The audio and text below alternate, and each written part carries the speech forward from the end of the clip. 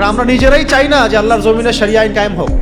শরিয়া আইন কায়েম হলে তো আমি সুদ খাইতে পারবো না, আমি তখন মদ খাইতে পারবো না, চুরি করতে পারবো না, পতিতালয়ে যেতে পারবো না, মদ খাইতে পারবো না, বারে যেতে পারবো না।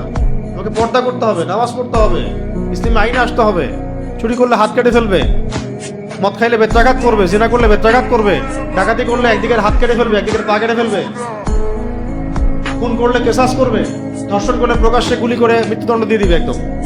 আমরা তো নিজেরাই চাই না যে শরিয়া আইন বাস্তবায়ন হোক, কারণ আমরা তো পাপ করতে পারবো না। শরিয়া আইন হয়ে গেলে, শরিয়া আইন হয়ে গেলে আমরা তো নিজেরাই পাপ করতে পারবো না। মানুষ পাপের এক্সেসের জন্যই শরিয়া আইন চায় না আমাদের দেশে।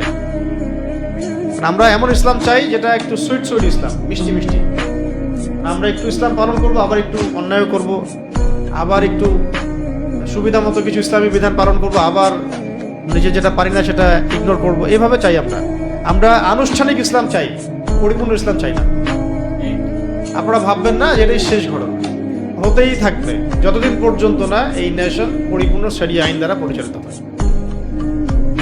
আর বলবেন, অনেকে বলবে যে এটাই কি একমাত্র সমাধান? শরিয়া আইন বাস্তবায়ন করাটাই একমাত্র সমাধান না। যাদের উপরে বাস্তবায়ন করব সেই মানুষগুলোকে আল্লাহর পথে নিয়ে আসাটাই সমাধান। দাওয়াতও চলবে, ইসলাহ চলবে, সংস্কার চলবে, তাসকিয়া চলবে, আবার আইনও থাকবে।